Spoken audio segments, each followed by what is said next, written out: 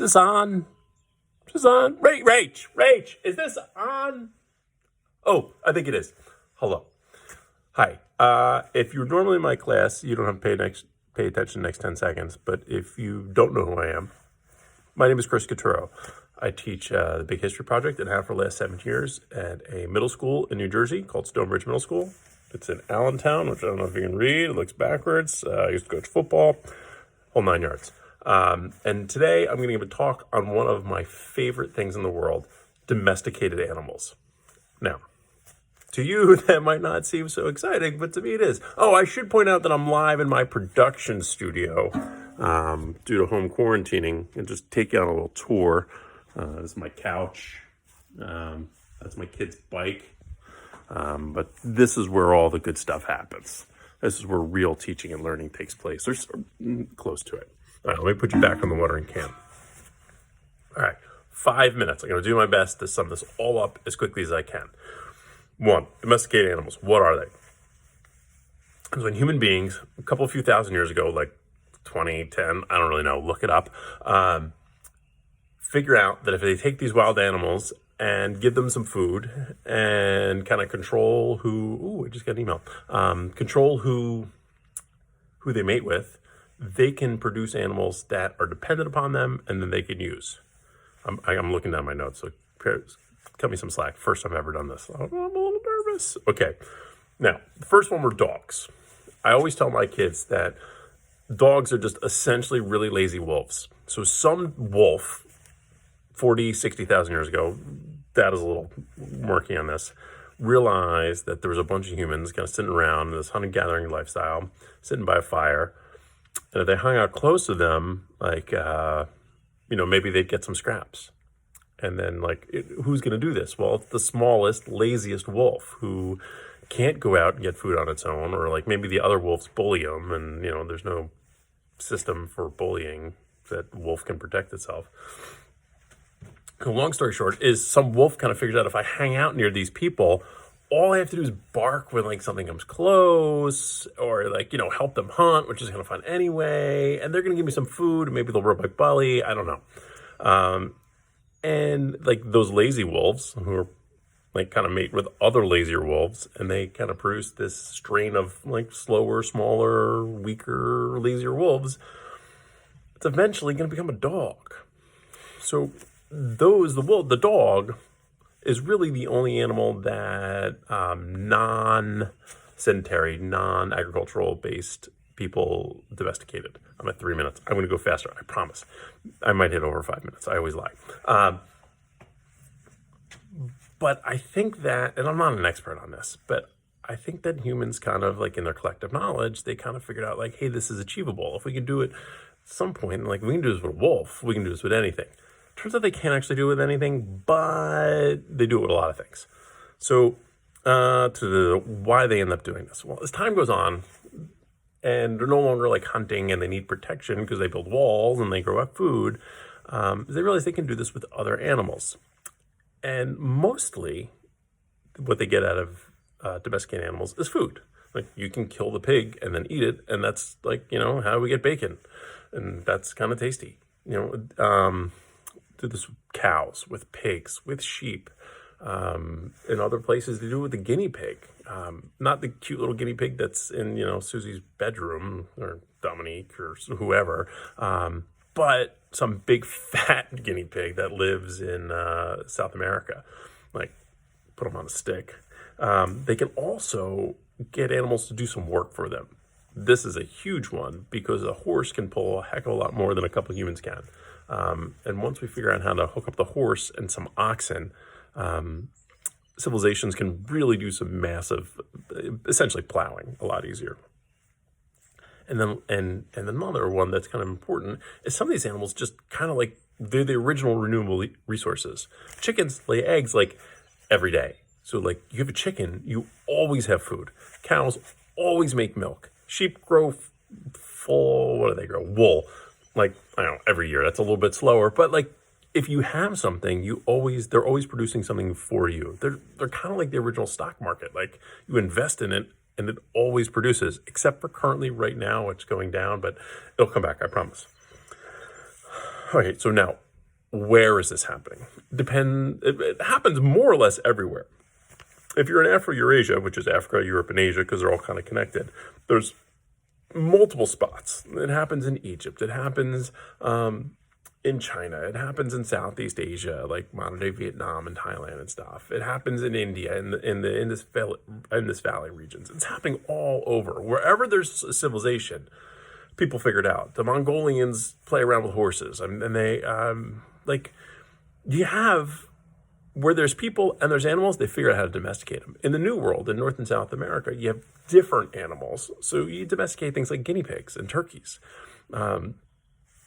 In Australia, there's some evidence that they actually domesticated eels. Slightly different, less valuable. It's the food source, though. They basically made giant ponds and like threw eels in there, and that was some of their food source.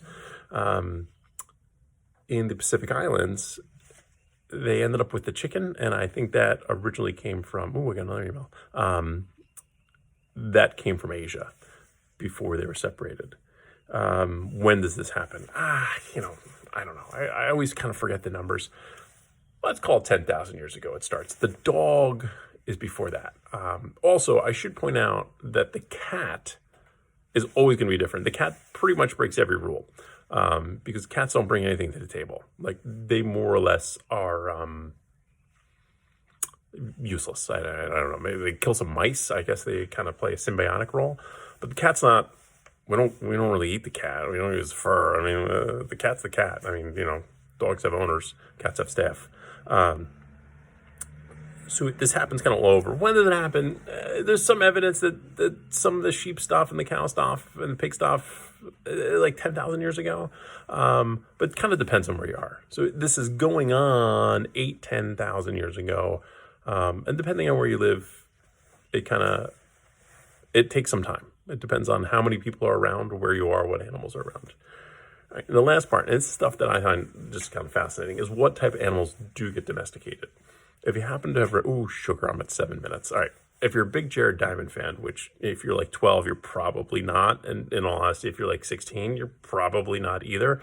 But he writes a big piece on, it's called the Big Five. It might be the Big Six. In all honesty, I can never remember. I have to look it up every year, and I'm filming from my garage, so bear with me. It's that the Big Five that get domesticated. And it's sheep, it's cows, it's pigs, it's chickens, and it's horses. And those are kind of like the best animals. Like, they just do stuff better than all the other ones. And they're all kind of originally located in Afro-Eurasia. And they spread around because they're so successful. Now, depending on where you live, in parts of the Indian subcontinent, they domesticate the water buffalo, or I think that's actually what it is, which is essentially a horse. It's just not quite as good as a horse, because horses can pull more. In other places, like in Mexico, they domesticate a turkey, which is essentially a chicken. It's just not quite as good as a chicken because it doesn't lay as many eggs, although they are significantly larger. In Australia, they did the eels. Well, what's the eel? It's essentially a pig, except it's not as good as a pig because they're not as big and doesn't make as much food.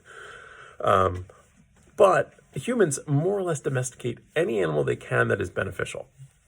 But what type of animal can they domesticate? Right, one. They generally domesticate prey, not predators. There's a reason why we didn't domesticate the polar bear, because it'll eat us. The dog is an example, but kind of a exception to this. And all of these, like in everything else, there's exceptions. So we want prey. We want docile animals. We want things that are not going to kill us. Now, many of these wild animals that we do domesticate are kind of mean and nasty. Like the wild sheep is like, a bad leap, so these are mean, nasty animals in the wild. They're not cute and cuddly. Like if you look up goat, like wild goat, like they're all stringy and mean, and I don't want to mess around with them, like Three Billy Goat Rough type stuff. So we domesticate things that are pretty much not hunters, for pretty obvious reasons. We also domesticate things that are containable. Like, I was just reviewing some of my kids' work, and they were saying deer. Well, you can't domesticate a deer, basically, because they jump too goddamn high. like you can't build a fence big enough to contain a deer, or maybe you can, but like they it's just not worth it. So the things that we domesticate tend to be slower, don't jump so much. Like, I don't know what a wild cow does, but my guess is it doesn't move very fast, jump very high. So you're domesticating things that you can either build a fence around and keep them in, or something like a sheep or a cow that grazes slowly and you can kind of control. It also has to be the right size. We don't domesticate an elephant, and right size and right reproduction. So we don't domesticate the elephant. It's too gosh darn big. It's going to eat too much food. It's too hard to take care of. And they also have babies very slow. We don't domesticate the rabbit. They're too small. It's just not worth it. Like, it's actually easier to hunt rabbits than to domesticate it. And lastly, there's something in an animal's DNA that says like, hey, like this might work. If you think back to dogs, like dogs, they're submissive. There's always an alpha wolf. Like, they're used to being controlled. They have a leader. Like, my own dog totally recognizes me as the boss. Like, he does the full-on downward dog. I wish he was down here. I would show you him doing it. Like, he bows down to me. Like, dogs are used to doing that. Where was I? Horses. There's something in a horse that says like, okay, you can ride me. There's an example of that is the zebra. There's something in the zebra that they're just mean and nasty and they just do not take. They will not submit. So no matter how many times people tried to domesticate a zebra, they were just incredibly ineffective. There's actually some rather comical readings about that if you're interested in it. Now there's examples of zebras being tamed, but never really domesticated.